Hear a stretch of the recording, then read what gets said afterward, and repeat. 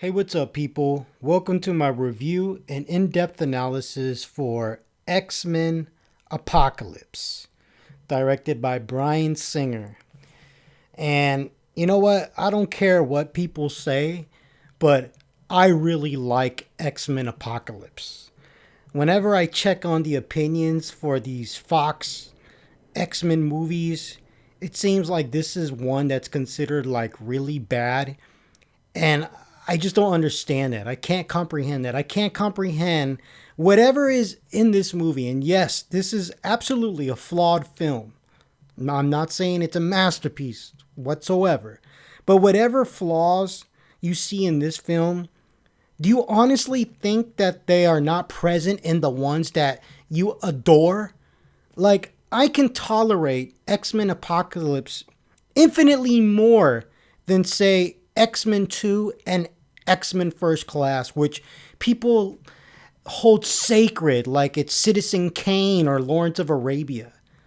But when I see X Men 2 and X Men First Class, as a fan of the comic books and cinema, I see things that just piss me off, man, to the point where it's hard to reconcile with the film and really enjoy it.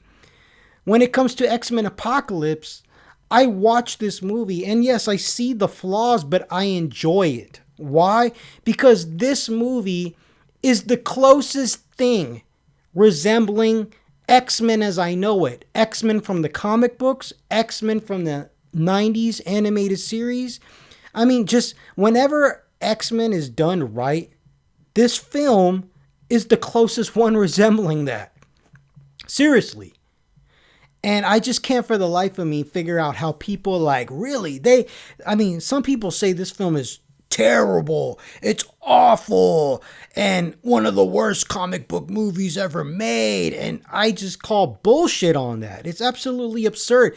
Please tell me what makes a movie like, say, Avengers Age of Ultron better than this.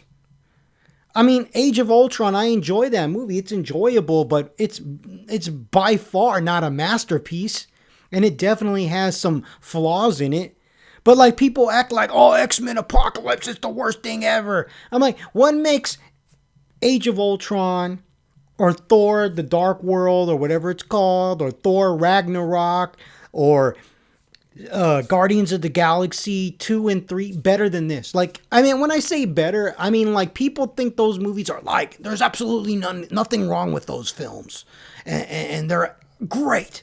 And I'm like, bullshit. Like, X-Men Apocalypse is an enjoyable film.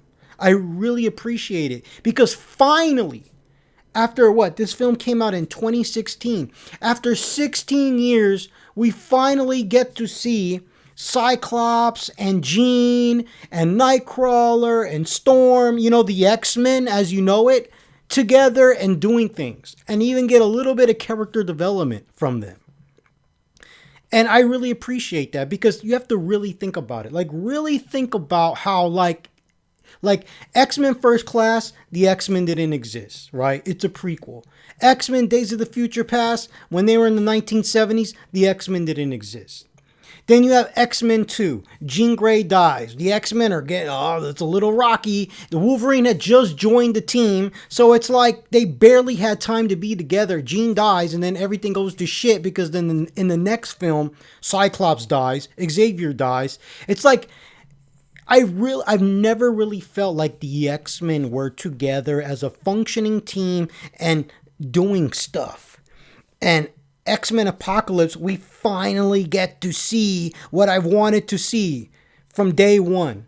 I mean, as far as the X-Men series up to this point, the only film to actually like do that, make the film feel like a team coming together, was the first X-Men movie. Like, honestly, X-Men Apocalypse is what I wanted to be the sequel to the original film. I wanted to see this. But right away, they kill off Jean, and Wolverine had just joined the team. Rogue just joined the team, and then they kill off Jean Grey in X-Men 2. And it's like, honestly, that's one of my biggest criticisms for that film. And I know people are like, oh my God, that was such an emotionally powerful moment. I disagree. 1000%. Because Wolverine, he does not know Jean. He knew her for like 2 days. And all of a sudden he's like, she's dead, she's gone. And I'm like, it doesn't work. It's contrived. Emotionally, it's contrived. And even as far as like the plot. So yeah, I really, really like X-Men Apocalypse. But like I said, it's by far not a perfect movie. There's definitely some narrative issues. And you know what? I enjoy the first and second acts the most, but the third act has some serious issues. Similar to the Wolverine film, where you have like a decent first act, a decent second act, and then all of a sudden the third act just turns into a cartoon, like a poorly thought out cartoon. And I'm definitely going to divulge my opinion on that and elaborate more. But just coming back to my disbelief, I just can't understand why people think this movie's awful. Like, I remember seeing this film in the theater and I was elated. When you couldn't believe how happy I was to see the film open up and see us get the backstory to Cyclops. Like, see Cyclops be treated with some kind of dignity. You know, like, oh my God, I can't believe it. After 16 years, we're actually getting some focus on Cyclops. He's not just some background character or some standee. Oh my God, it's great to see Jean Grey get some backstory. And it was great. I mean, this film actually feels like I'm watching an X-Men movie. I haven't felt like that in a long time. Up to this point, everything for the most part has felt like a compromise. Even X-Men 1 felt like a compromise to me because of how much I hate the depiction of that abomination that they're trying to call Rogue in that movie. It felt like I had to compensate. I had to bite my tongue. I had to like swallow it, man. I had to tolerate this piece of shit version of Rogue in order to enjoy the rest of the movie. And I don't feel like that here. Like, sure, there's some flaws, but it's things that are like poorly logistical stuff, poorly thought out stuff as far as the plot. But I really enjoy this movie. In fact, I'm going to say, like, for me, Logan and Apocalypse are probably my favorite out of this entire series, followed by X-Men 1. I really like this movie. I mean, we got everything that I've been wanting to see. We got Cyclops. Thank you. We got Jean Grey. Thank you. We got Nightcrawler, who actually like sticks around and actually like does things. I know everybody likes to drool and come in their pants to X-Men 2 just because of the opening scene of Nightcrawler in there. But it's like, think about it. He doesn't really do much for the rest of the film, right? And then we got Angel, we got Psylocke, we got Storm. We actually get to see some backstory to Storm, right? And I really prefer this actress that plays Storm in this film to Halle Berry. Alexandra Shipp, who plays Storm in this film, she did great. Now, granted, they didn't give her a lot. Like, it's not like she had epic character development like, say, Tony Stark in the Avengers or something, but to me it felt like more than what they did with Halle Berry's version. We get Quicksilver. We get so many classic X-Men. We get Havoc. Michael Fassbender and James McAvoy are always outstanding in this film, right? In these movies. And lastly, we get Apocalypse, a character, a villain that I've been wanting to see on the big screen for a long time.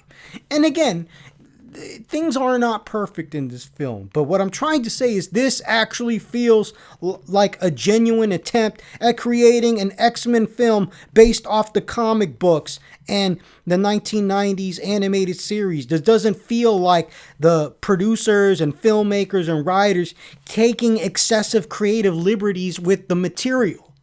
Right? It actually feels like they were aiming to be like the source material with this film. And it's been a long time coming. And I can't for the life of me understand why people think this film is so terrible. I mean, and don't get me wrong. I know what is wrong with this film, right? I know, and I'm going to talk about it. But honestly, I feel like the good things outweigh the negatives 1,000%. And for the life of me, I just can't figure out why this film is hated by so many. I think it's fucking ridiculous. Honestly, it's ridiculous. Uh, Especially after like having to sit through the abomination that's Rogue, having to go through so many poor narrative decisions in X-Men 2 and X-Men 3, having to sit through X-Men Origins. First Class, I'm not a biggest fan of that movie. And then, okay, Days of the Future Past, that was a good movie. And then it's like X-Men Apocalypse comes along, and people are like saying it's the worst thing ever, saying that it's worse than X-Men 3 and shit. Like, what? Are you out of your fucking mind?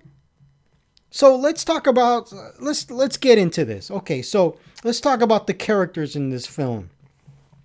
Obviously, there's some problem with the characters. Not necessarily how they're depicted, because I appreciate that they actually resemble their comic book counterparts, unlike Rogue, that piece of shit in the original trilogy. Thank God she was cut out of Days of the Future Past. But there's some issues with some of these characters. Like, say, for instance, Psylocke. She looks great. She's played by a decent actress, Olivia Munn. Right? She looks great, but she doesn't do nothing. Again, here we are again. Oh, you're Psylocke.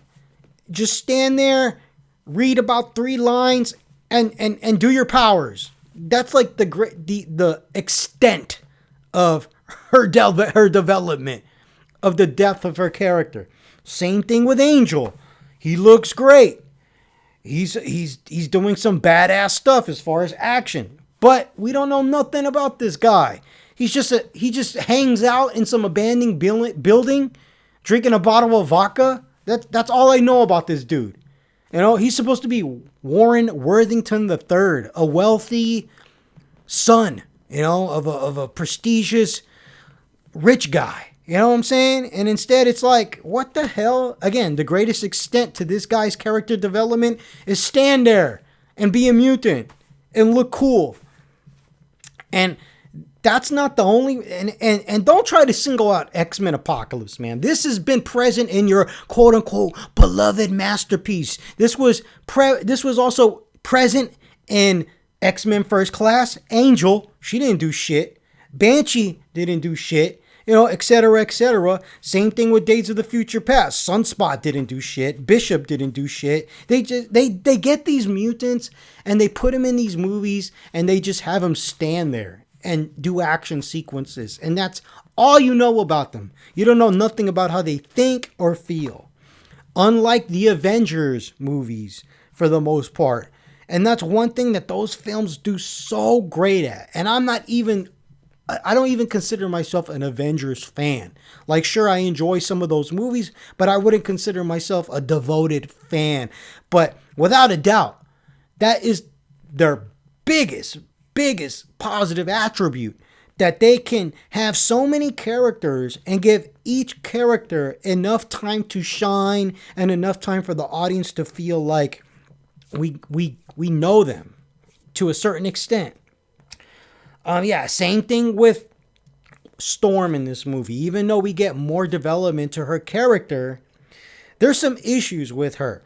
And I'm going to dive into that more later. But for the most part, I love seeing her background. I love seeing her being a pickpocket. I love all that because all that is true. It's comic book accurate. However, this whole like, oh, Mystique is my hero. I'm going to be evil with Apocalypse.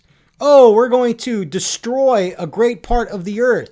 And then all of a sudden, when she sees Mystique as being going against Apocalypse, she's like, oh no, my hero is against the evil guy I'm following. Oh, I'm going to decide to be good now. It's like, come on, man. What kind of moral compass is that? Seriously, man. Again, all that happens in the third act. The third act has some real stupid stuff, and I'm not going to lie. There's some stupid stuff. But thankfully, the third act has some great action, and it has some good in it, and we're gonna get into that. Now, another character that I have issues with.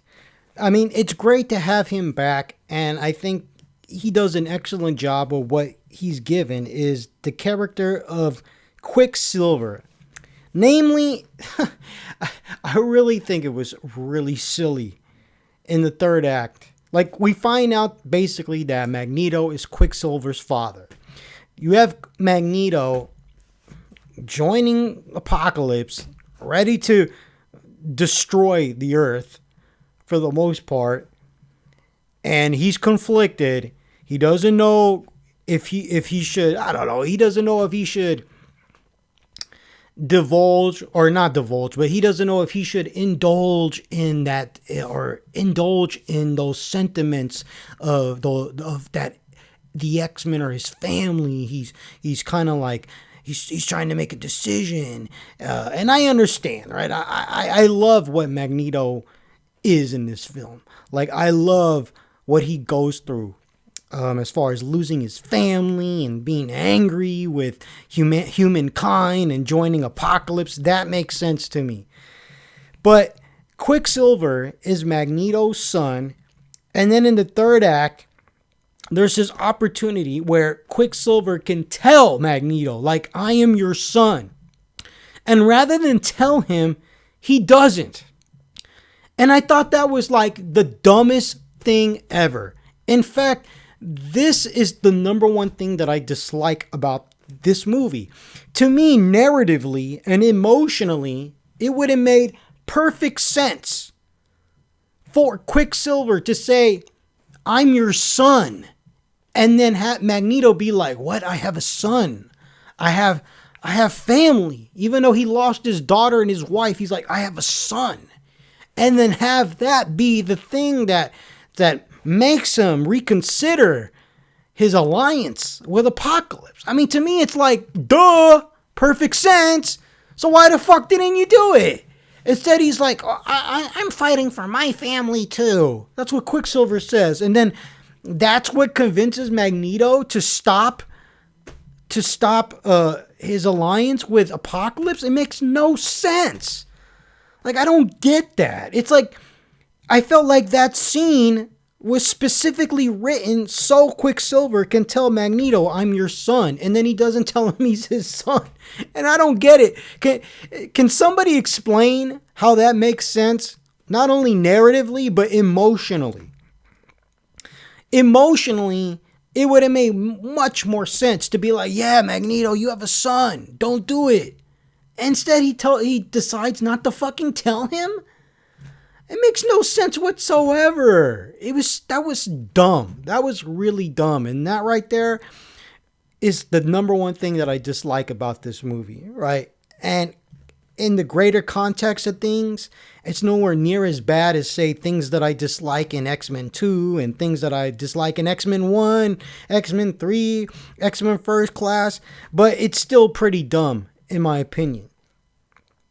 Another thing that is just outrageous in this movie is just how Magneto, not just Magneto and Storm, and Psylocke, I think Angel dies at the end of this movie, like, and mostly Magneto, how they, like, look, there's consequences. There should be consequences to your actions, right? If you're going to team up with this evil monster and literally cause millions, probably thousands, if not millions of deaths.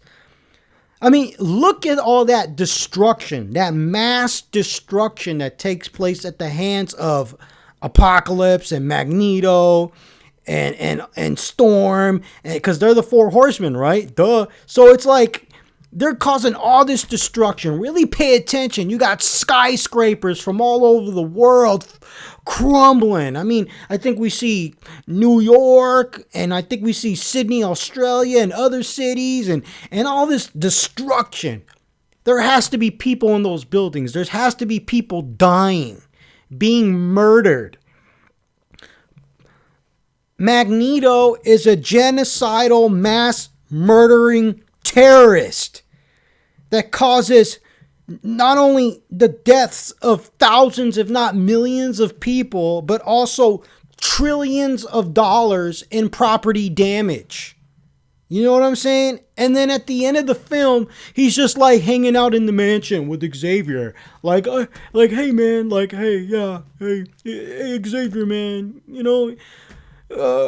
I see you got your team together, but I'm gonna take off now, okay, old friend? Okay. It's like, dude, what the fuck? If we were really treating this realistically, all that peace that was achieved at the end of Days of the Future Past is gone. It's thrown out the window. If we were treating this realistically, after causing that much death and destruction, Magneto would be treated like Hitler meets Osama bin Laden times 1,000. He would be the number one criminal, fugitive, terrorist in the world. Nations would come together to hunt him down and kill him, right? He would be a threat. Instead, he's hanging out in Westchester with Xavier in the mansion, like hanging out. I'm talking about at the end of the movie, hanging out like, yeah, see you later, old friend. Okay, buddy, see ya. I'll call you for a game of chess. It's like, what the fuck? And again, after all that destruction, this ending would be grim, man. It wouldn't be happy because you see the X-Men, they're a team now, which is nice. It's nice to see Nightcrawler, Jean, Storm, and Cyclops together, finally, right? And that's what I like about the movie.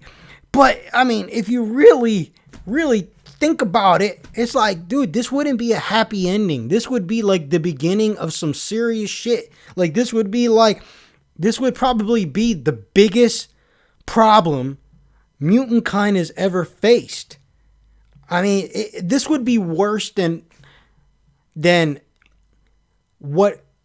how Stryker used Cerebro to attack mutant kind, and then Magneto reverse engineer that so that Cerebro attacks all humankind and X-Men 2.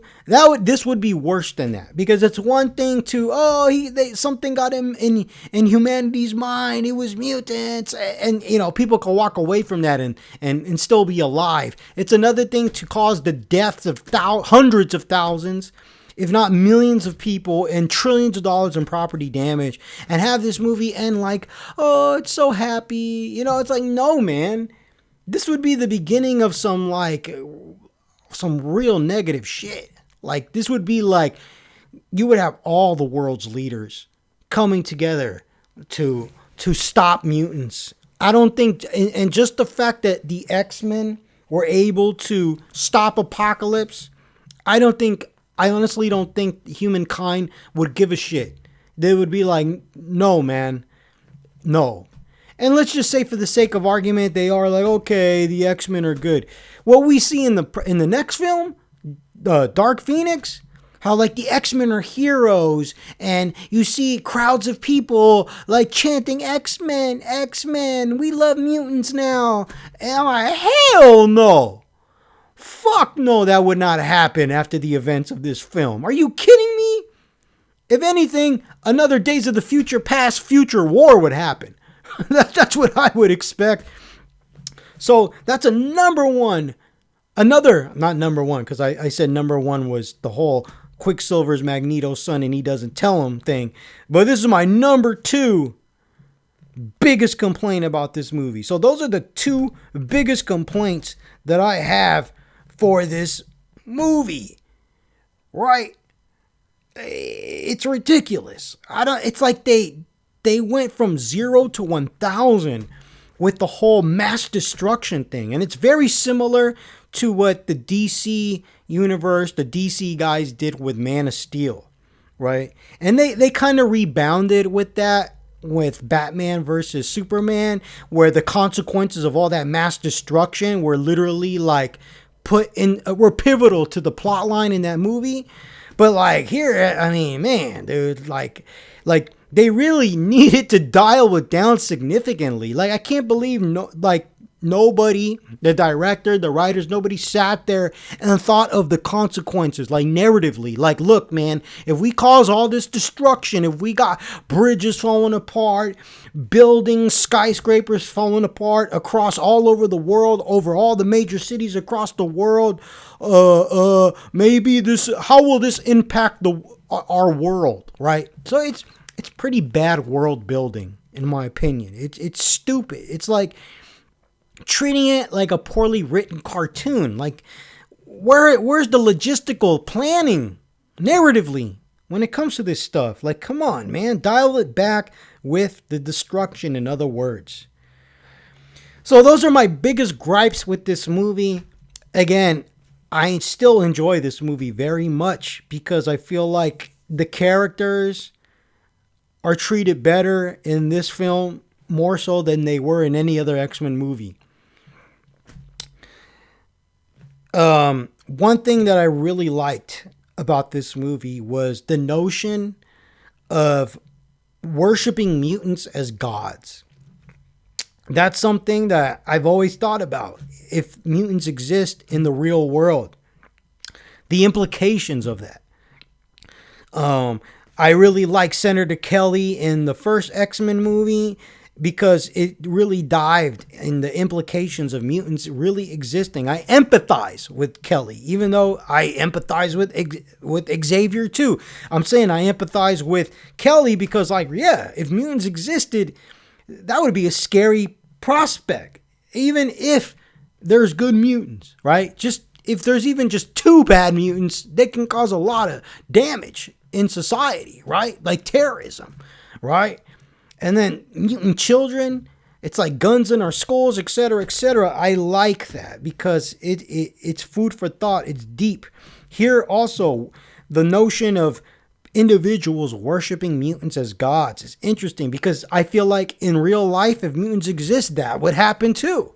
People would treat these mutants like they're archangels and demons, you know? And the comic book that X-Men 2 was based off, called God Loves, Man Kills, that's what that book was about. Like, literally, that was those were the sentiments that were in that book, but totally abandoned for the movie. And God Loves, Man Kills, William Stryker is not some goddamn general. He's a preacher. He's like a fanatical preacher. And he thinks mutants are demons. And yeah, so I mean, don't get me wrong, it's not super heavy in this movie. It's briefly discussed, and the notion is there, and it's on the surface. In other words, and it's not heavily implied. It's not deep, but it's still there, and I still appreciate that. I like seeing Cyclops, like a little bit of origin for Cyclops after he got screwed so much in this series. I was so grateful to see Cyclops in this. You have no idea. No idea. It was beautiful. It was beautiful. And the actor that plays him, who was in Zero Dark 30, who was in Ready Player One, he did a great job. I think he plays a really good Cyclops. Seriously, I really like this actor. He has a great demeanor to him. He really does feel like a young version of Cyclops. I do, I kind of wish that there was a little bit more like scenes, or just scenes in general, between Cyclops and his parents. I mean, we do see them briefly, and basically they explain to his brother Havoc, we can't help him, kind of thing. But it's like, and granted, you don't get much depth to any of these characters in any of these movies unless he's Wolverine, right? And that's another thing that I love about this movie. I love the fact that Wolverine is barely in this movie. Like, thank God. Seriously, you don't have any idea how refreshing that is. Now, I know Wolverine was barely in X-Men First Class too, but I didn't like the characters in that. So here I finally get my beloved X-Men lineup. And yes, Wolverine can take a back seat. Even though his contributions are badass, but he's not like the center of the universe in this film. Thank God. Now, I just wish that we could see a little bit more between Cyclops and his parents, right? Like maybe their reaction to him being a mutant. Maybe the school's reaction. How do the students feel? How does he feel? Yeah, so, I mean, that could be like a little nitpick because I am just grateful I got any kind of backstory with Cyclops. It's a miracle. Now, in regards to Mystique, Mystique, she is a good guy now, right? As a result of the consequences of Days of the Future Past. So this is a new direction for this character. Because you have to keep in mind, in all the versions of Days of the Future Past, the comic book version, the 1990s animated series version, what happens is, it's not that Mystique, oh, I'm going to decide not to kill Senator Kelly, or I'm not going to decide to kill the president, or I'm not going to decide to kill Trask. Instead, the X-Men prevent her from doing it. But in the film, it's her that decides to not kill Trask. Or, I'm sorry, yeah, Trask. So, as a result of that, we're taking this into a whole nother direction for Mystique that I've never experienced. And it's kind of interesting, you know. I mean, sure, I prefer Mystique being an evil mutant, but this is interesting, and I think it fits for the narrative for in regards to the predecessor film, right? Now, I like Nightcrawler in this movie a lot more than the Nightcrawler in X-Men 2. Everybody fawns over Nightcrawler in X-Men 2 just because of the opening scene. Well, you know, I'm sorry, but one good action sequence isn't enough for me to adore your movie. If that was the case, then almost every single movie that's been released as far as action film would be considered a masterpiece. Right? It takes more than an action sequence. Now, granted, we did get a little bit of development of Nightcrawler in X-Men 2. He's a devoted Catholic and blah blah blah. But I like Nightcrawler better here. He feels less hopeless. And he feels more capable, you know, even though he gets helped out by Mystique. You know, he does a lot more as far as like his contributions to the team.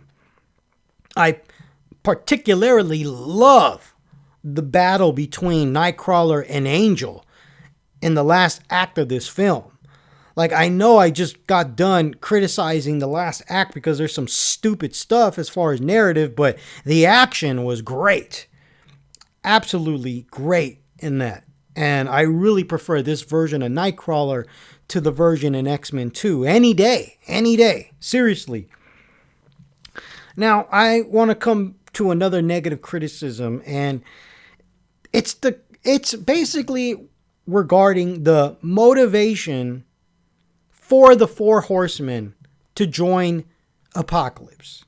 Now, the only horseman that actually has motivation that I can empathize with and understand is Magneto's. The scenes with Magneto and his family, and the scenes with Magneto losing his family, and the scenes with him in the factory working were outstanding. They were outstanding. Michael Fassbender did an outstanding job with his acting. The guy is a powerhouse, without a doubt. And those scenes have such emotional resonance for me. They're beautiful. I love them. And I particularly love the scene where he's speaking with his daughter and he tells her that his parents were taken away from him. And then she asks him, "Are you going to be taken away from me, Daddy?" And he said, you know, and he talks about his parents and he says, "They were taken away from me, but they're always with me inside my heart." You know, that was beautiful stuff, right? And then we see that the town finds out that he's a mutant, and then the police come and accidentally kill his wife and kid, and then he murders them. That was a great scene. And then I love when he's just like, he's angry, he's feeling all this fury and sorrow, and he has tears in his eyes, and he's screaming to God in the sky, "Is this what you want? Is this what I am?" Oh man, like I got chills when I watched that. Great. So Magneto is his motivation to be a four horseman is completely valid and understood on an emotional level for me. But when it comes to the other three, man, there are some serious issues there. For example, the whole motivation for Psylocke to become evil, because that's essentially what's going on if you join Apocalypse. Is you're devoting yourself to evil, man. I mean, what's this guy's plan? To wipe out humanity? To destroy a majority of the earth? I mean, what is her motivation to do that? Oh, because it feels good to be powerful. Because Apocalypse enhances her abilities? Like, that's it. Like, oh, wow. I mean, damn. I mean, wow. That means she's an evil motherfucker. Then, jeez, if that's all it takes. Like, seriously? But we know that's not all it takes. We know that it's just shallow character development. I wouldn't even say it's shallow character development. It's virtually none. She's just there to be evil. And that sucks because Psylocke is a great character in the comic book series. Man, she has a backstory that's very interesting, right? And I'm basically a mutant of British descent who swaps minds with an Asian assassin, and now she's in the body of an Asian assassin. And it's like, what the fuck, man? There's nothing here. I mean, I'm glad they didn't butcher her as far as like turn her into like Rogue or something, but that's it. She's just dressed like the comic book version and uses her powers like the comic book version, and she engages in some cool action sequences. That's it. That's Psylocke. Same thing with Angel. What's his whole motivation for joining Apocalypse? Oh, I mean, you could have done something with him. You could have had given him some backstory. You could have had him say like, "Oh, I was kicked out of my family because I'm a mutant, and then I was hunted by humans who put me in these cage matches like I was some kind of like animal," and have him as a result of those consequences and experiences, have him develop sentiments of hatred towards humanity, and then have him be like, "Yeah, I'll join you, Apocalypse." I mean, but instead he just looks like an alcoholic loser that's depressed because his wing got messed up in a cage match, and he's like, "Okay, thanks for giving me a new body. I'll be evil now with you, Apocalypse." That's it. Same thing with Storm, man. Like, man, I really love that Storm gets some backstory, and I really like this actress more than Halle Berry, but her whole motivation to join Apocalypse was the same thing as the other ones. Like, "Oh, I'm going to enhance your powers and give you a white mohawk. Now be evil with me." Okay. It's like, dude, what? And I don't get it. Like, for her to see Mystique basically trying to take Apocalypse out, and then her being like, "Oh, my hero is fighting against Apocalypse. Therefore, I will join my hero and stop being evil, even though I already contributed to the deaths of thousands, if not millions of people, and trillions of dollars in property damage." It's like, dude, wouldn't she know already? Like, if Mystique is your fucking hero, and you saw her on live television talking about the events in the previous film, and you saw her on live television stop Magneto from, killing Nixon and the administration, wouldn't you put two and two together and be like, maybe my hero wouldn't be down with hanging out with this big evil mutant who wants to kill humanity and cause the deaths of hundreds of thousands, if not millions of people, and all this property damage. In other words, Storm is a fucking idiot. And it sucks, man, because I love Storm. You know, I love Storm, but man, she's pretty dumb. She's pretty dumb. And I can't, it hurts me to say that. It hurts me to say that. Yeah, it sucks, man. It really sucks, man. So even my favorite film, one of my favorite films in the X-Men series, is still deeply flawed, just like any other movie in this series, minus Logan. The only film in this series that really is impeccable and truly a masterpiece as far as the Fox X-Men movies is Logan. Literally. That's like literally the only film in the X-Men series that is actually like a masterpiece or actually like outstanding. Barely anything wrong with it. So I don't want to hear that, oh, well, you have these criticisms, but you still enjoy this movie. I could tear any one of these movies a new asshole any day, man. All of them are highly flawed. It's just that this one resembles X-Men, as far as I know from the comics, more closely than any other. Now, seeing the introduction between Jean and Scott was great. I love that scene. I absolutely love that scene. How he comes to his brother Havoc, brings him to the mansion. He can't see because he hasn't gotten his new glasses with the visors or whatever. And he bumps into Jean, and then Jean reads his mind, and he's like, "I don't need don't read my mind. I don't need some weird girl snooping up in there." And she says, "Don't worry, Scott. There's not much to see." That was a great scene. Love that. And then later, it's kind of like followed up on like where he thinks all the mutants on campus are avoiding him, but in fact they're avoiding Jean. And she's like, "Sorry, you're not the biggest freak on campus," or something like that. And he says, "Wow, that's a first." And, you know, they share a nice little moment. And I'm like, yeah, that's kind of like how I imagined it. And I think the chemistry between Sophie Turner and Ty Sheridan is great. They have great chemistry. And I really like their versions of Jean and Scott. Even though, I'll be honest, Sophie Turner looks absolutely nothing like the actress that played Jean in the other trilogy, who's supposed to be the older version of her. She looks nothing like her. But you know what?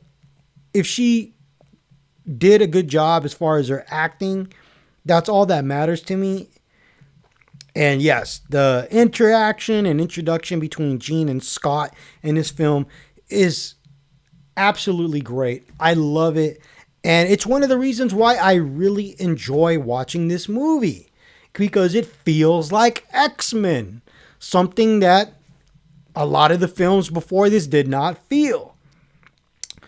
Now, in regards to Mystique, as you know, I'm not the biggest fan of her interpretation of the character. However, for Days of the Future Past, she did an impeccable job. She was outstanding. Her version of Mystique was great in Days of the Future Past. Absolutely loathe and hate her version in First Class. But in this film, she's serviceable. Again, she's a good guy now. Based off the previous events, it makes sense. However, she is in her human form, her Jennifer Lawrence form. 90% of this movie, she doesn't turn into her true form, the blue form, until like literally the last act of this movie. And it's jarring in a way. And they try to give her a reason, and she says, "Oh, I'm not going to be the face of a world that doesn't exist." So since now she's this big hero, because people through live television, people saw her stop Magneto at the end of the previous film, and basically she's saying, "Well, I don't want to be blue because I don't want to be the face of a world that doesn't exist." And I'm like, okay, I mean, I guess in the context of the previous film and what's going down in the first two acts of this movie, it makes sense. However, aesthetically, it sucks, man. We want to see Mystique. We want to see the blue version. We want to see Mystique. We don't want to see Jennifer Lawrence. I don't want to see Jennifer Lawrence. I don't. But that's kind of a nitpick for me because it wasn't a deal breaker, right? It doesn't bother me to the point where I just want to throw the movie out the window. Unlike seeing Rogue or that abomination called Rogue in the X-Men trilogy. That shit really bothers me. Now, I really like that there's this commonality between Jean and Xavier in this film. And what I'm talking about is you see in the beginning of the film, Jean basically needing help, right? She's suffering from nightmares, visions of the apocalypse. And it's inferred that she's struggling with the coming of the Phoenix, which is going to happen in the next film, Dark Phoenix. And she's having nightmares causing the entire mansion to shake and all that. And you see Xavier trying to help her and assure her that he understands what she's going through.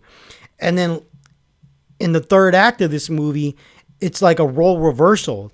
You see Jean doing that to Xavier as Xavier is battling Apocalypse in the astral plane. And he says, I'm nothing like you because I am not alone. And then you see Jean come to the aid of Xavier. That was beautiful. I love that. I absolutely love that, right? Because the essence of all that, those sentiments feel like something out of the comics. And I loved that. It felt really pure. So let's talk about Apocalypse's powers. Or rather, let's just talk about Apocalypse in general, right? I think Oscar Isaac did a decent job. I really love seeing Apocalypse. The opening we see taking place tens of thousands of years in ancient Egypt. That was awesome. Great opening to this film. Mesmerizing. Loved it. We see the ancient four horsemen and the betrayal. All that stuff is great. And I understand the motivation. Apocalypse wants to transfer his consciousness into another body. And his motivation in this film, once he finds Xavier, is to transfer his consciousness into Xavier, one of the most powerful mutants on Earth. All that stuff is great. All that stuff makes perfect sense to me. Oscar Isaac does a decent job. Oscar Isaac is an amazing actor. I hear a lot of people talking down to his costume, saying that he looks like Ivan Ooze from Power Rangers, and I'm like, man, okay, maybe they could have tried to do something a little better, but you know what? I feel like a lot of the criticisms for these movies come from the MCU fanboys. I feel like the MCU fanboys and the media, because we all know that the media basically loves to give blowjobs to Disney and the MCU. I mean, and it's the same thing. They tear down the DC universe, right? And then they tear down the Fox X-Men movies, especially after Days of the Future Past. And I really feel like it's come on, man. Really, it's it really feels unwarranted or excessive. Maybe, yeah, they could have done something better with how he looks. Maybe they could have done CGI, right? But, I kind of appreciate the fact that they did not use CGI, because CGI is not impressive to me. Nevertheless, like what they did with Thanos, they have an actor playing Thanos, but they kind of I guess you want to say magnify his aesthetics using CGI, and Thanos look great, right? So I think they want something like that, but at the same time, the way Apocalypse looks is not a deal breaker for me. One thing I will say that absolutely could have been improved was his voice. They should have gone for a voice like Darth Vader or something. He sounds too much like Oscar Isaac with some silly filter on it. It's like they could have gave him an entirely different voice. You didn't need it to sound like Oscar Isaac, in other words, because when I think of the voice of Apocalypse, I think of this booming, demonic, menacing voice. And he sounded too much like Oscar Isaac, in my opinion. So that's really my only criticism as far as like his look and how he sounds, right? Another criticism that I hear is regarding his powers. And I disagree with that, man. I think Apocalypse's powers were he was literally depicted as the most powerful mutant that we've ever seen. Like, what more do you want? Like, did you want to see him like grow into the size of King Kong and Godzilla and start like leveling buildings? I mean, there's already too much mass destruction in this movie, in my opinion, right? I mean, really think about what we saw. We saw some badass powers from Apocalypse in this movie. We saw him sever the heads of numerous individuals with sand. We saw him basically like trap an individual in the wall to the point that he died. We saw him learn at lightning fast speed, at the speed of light, basically absorbing knowledge in the blink of an eye. We saw him enhance the powers of other mutants. We saw him disintegrate objects at will. We saw him disintegrate a gun. We saw him fuse individuals with matter. We saw him basically turn those factory workers where Magneto was at, basically fuse their bodies into the floor so that they're dead. We saw him basically with enhanced perceptions, man. He was able to perceive Quicksilver, who basically travels at the speed of light. I mean, and then we saw him basically wreak havoc on the Earth. I mean, I don't know what more. And then we saw him in the astral plane fucking shit up too. I don't know what more you want. He's literally depicted as the most powerful mutant we've ever seen, next to Jean Grey as Phoenix. So I don't get it. I also love his speech of him talking about when it comes to the realization, and this is true whether you like it or not, that the weak have taken the earth. And they kind of have. When it comes to the strong no longer rule the earth. You want to know who rules the earth? The clever rule the earth, right? Because now violence isn't what dictates who's on top now. Violence will get you put in jail. Now it's about cleverness and cunning, right? So, and he's shocked by this, especially by being a mutant, the most powerful mutant. And then he's like, I love that scene where he's talking to Storm and he's like, they've lost their way. And then she says, welcome to the 80s. That was funny. There's some good comedy in this movie. I also like the scene where Magneto's about to kill the factory workers for snitching him out to the police. And then Apocalypse and the Horsemen appear behind him. And then he turns around and he's like, who the fuck are you? I mean, that's like literally the only reaction you could have to being put in that predicament. And I thought that was hilarious. Also, when Nightcrawler wakes up after being knocked out at the very end, and he's like, ah, ah, and it was during that very introspective moment. That was hilarious. That was great. And I really like that scene when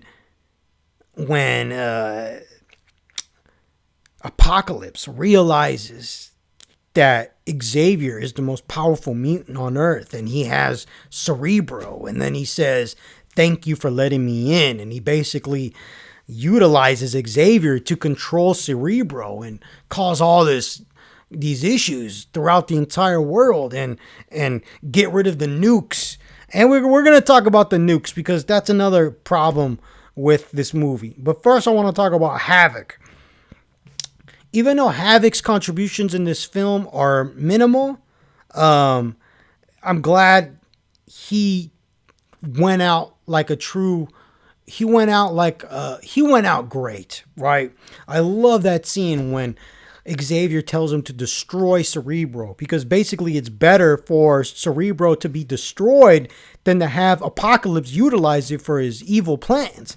And he says, wreak havoc, and then Havoc attempts to destroy Cerebro and cause all this destruction. That was awesome. And then he tries to stop Apocalypse from kidnapping Xavier, and then that ends in the destruction of the mansion unintentionally, right? And then you have this awesome scene with Quicksilver, and I prefer this scene to the scene in the previous film, Days of the Future Past, when they're in the Pentagon, as far as Quicksilver rescuing the students. I mean, granted, they're both great scenes, and they both have the same dumb problem where he's listening to music, and how can you like play that song and play it for like a good duration while you're traveling at the speed of light? Like, you wouldn't have time to even listen to a second of that song. And they do the same thing because, again, he's listening to headphones. It's like, don't you get it? Like, but anyway, it's still a great scene. And I like this scene a lot more because whereas in the previous scene in Days of the Future Past, he's basically just maneuvering to place the bullets at points so they don't kill Xavier, Magneto, and Wolverine. But at this one, he's trying to save every single student that's in the mansion. And I'm like, it's ridiculous, but in a good way, because I was like, dang, man, like that is a crazy ass mutant power to have. Like, damn. Like, he's just going in there rescuing everybody. And you could see the explosion just coming. Like, it's like milliseconds away from everybody's face, ready to kill everybody, annihilate everybody. And he's just going in there rescuing every single student that is present. I was like, damn, Quicksilver is nuts. Really great mutant power, man. Damn. And I love the scene where Apocalypse, or not the scene, the concept is stupid, but I love the dialogue when he says, you can fire at the Tower of Babel, but you will never strike God. That was badass. Too bad it sets up this logistical fallacy in regards to his plan, because he gets rid of all the nukes that humanity has, but then what's his plan? He wants to transfer his consciousness into Xavier. I get it. But then at the same time, he wants to cause all this destruction. And, Apocalypse wants to basically kill the weak and have the strong only survive. That's always been his motivation in the comics and in all the interpretations in the cartoons. All right.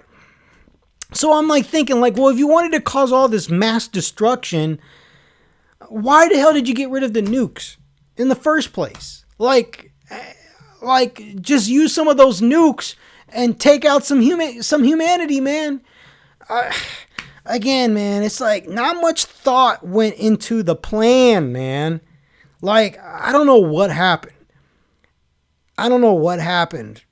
Because I felt like for the most part, the logistics in the previous film were they made sense.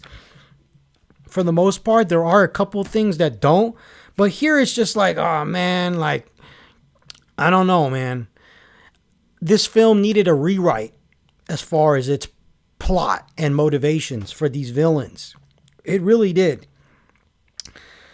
So one thing I did appreciate very much in this film is, and you gotta savor it, because these Fox X-Men films, they barely give you any character development. They barely tell you how these characters feel and think unless it's Wolverine or Magneto or Xavier or Mystique. So I really appreciate getting scenes where Scott is in tears, divulging how he feels about Havoc dying, and seeing Jean comfort him. And then seeing that scene where Nightcrawler prays. That's one of my favorite scenes in this entire movie. Like, oh my God, I can't believe it. I can't believe that I'm getting a character moment between Cyclops, who's been completely screwed in these movies, and Jean and Nightcrawler. Oh my God, an in-depth character moment, character scene that doesn't involve Wolverine or Magneto. Oh my God. And yes, this stuff like that, little moments like this, play a huge factor as to why I can kind of overlook all the logistical fallacies as far as plot in this film and make this movie my second favorite out of the entire series because of stuff like this. Because this is what I've wanted from day one. I wanted to see Cyclops and Jean be given character moments, and they weren't really given that. Kind of, sort of, maybe in X-Men 1, but definitely not in the other ones. And this was great. Literally one of my favorite scenes in the entire movie. Probably that scene and the scene with Magneto and his family. Excellent. Another scene that I absolutely love is the scene with Wolverine as Weapon X. This scene right here was better than the entire X-Men Origins movie. This scene right here, for me, was better than the entirety of X-Men 2. This is what Weapon X should have looked like.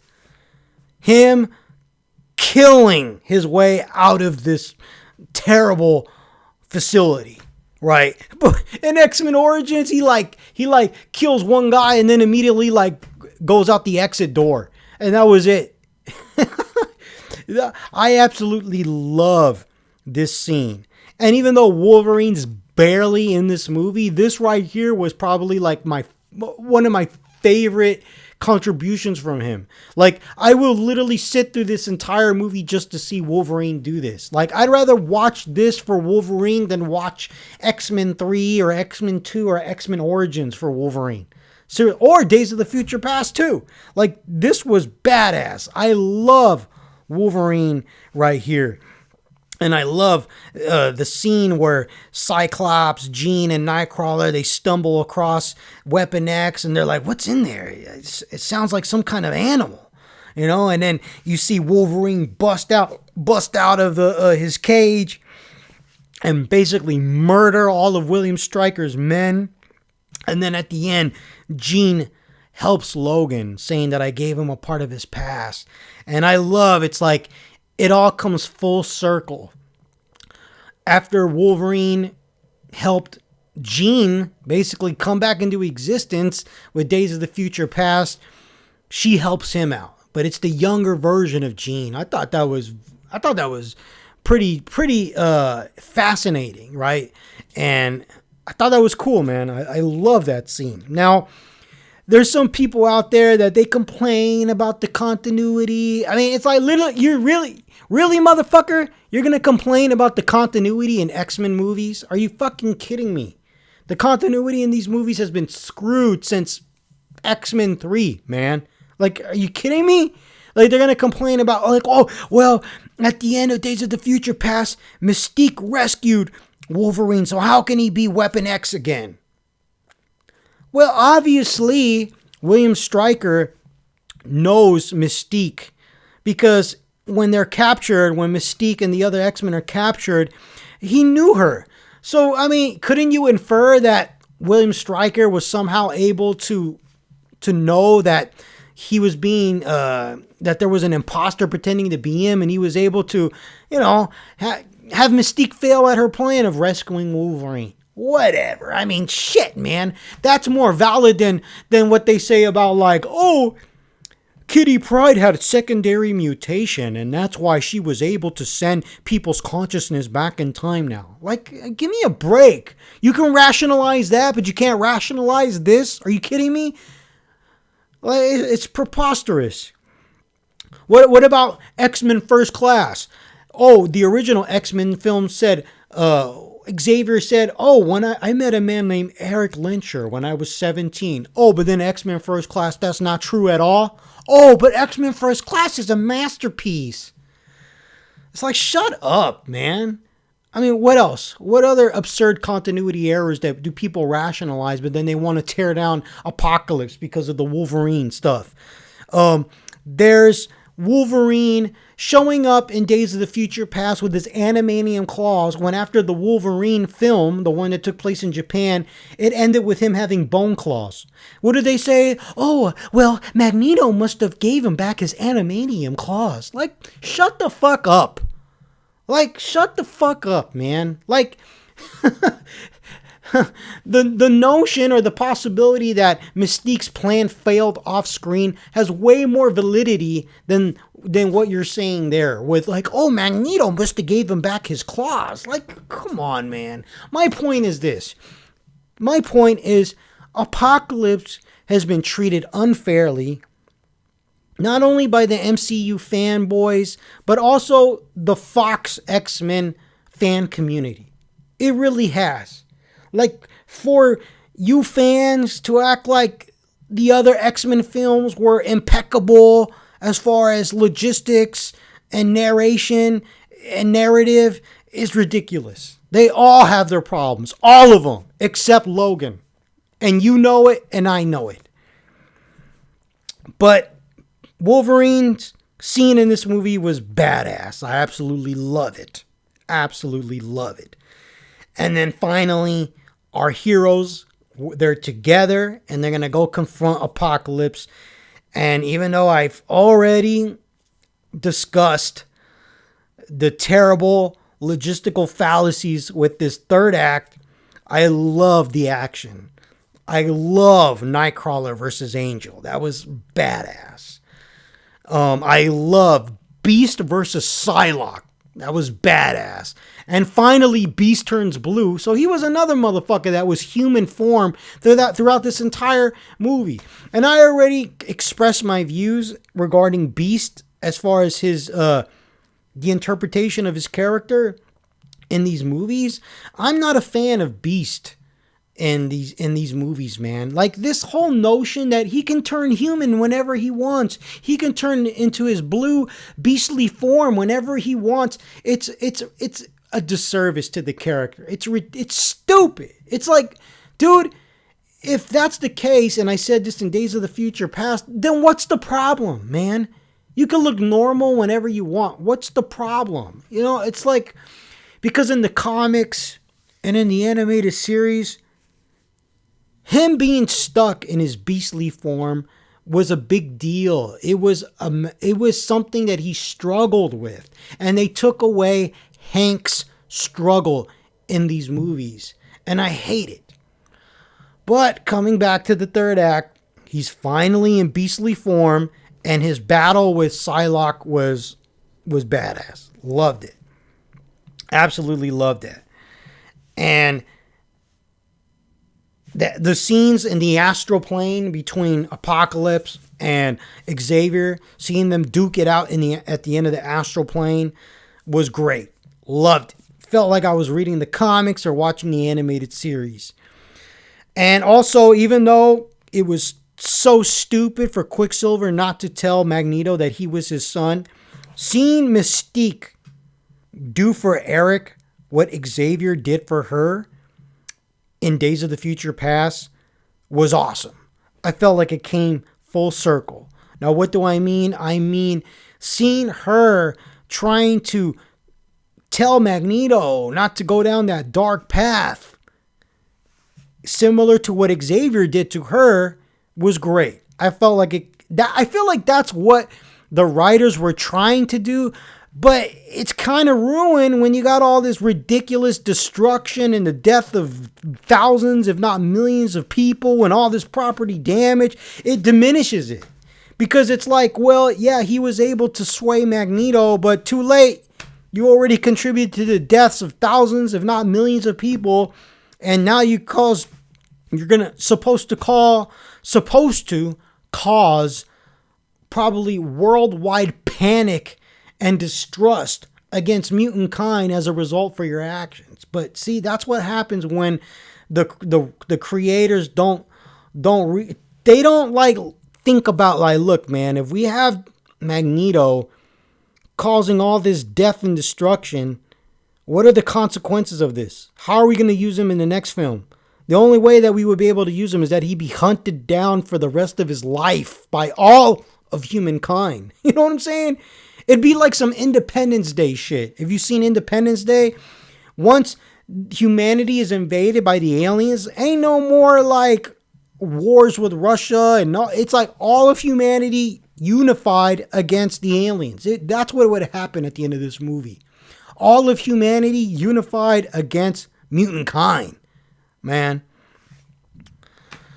So even though that was a nice little sentimental moment, unfortunately, it's ruined because of poor writing as far as not thinking about the consequences of all this death and destruction. Another thing that I like about the end of this movie is what ultimately destroys Apocalypse. Only Jean Grey could take out Apocalypse. That's literally the only thing that makes sense. Even though he was getting help, she was getting help from the rest of her teammates on the X-Men. Ultimately, it was her and that hidden power, that hidden Phoenix power that took Apocalypse out. And I thought that was highly appropriate. And I thought it was badass. Loved it. Absolutely loved it.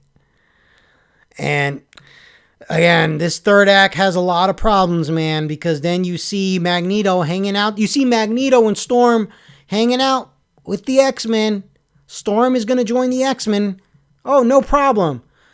What really should have happened should have been like, look, I'm sorry, Storm, but you can't join us. I have to turn you into humanity. You are wanted for crimes against humanity, and you're probably going to be executed because you're a mass murderer, or you were an accomplice to mass murder.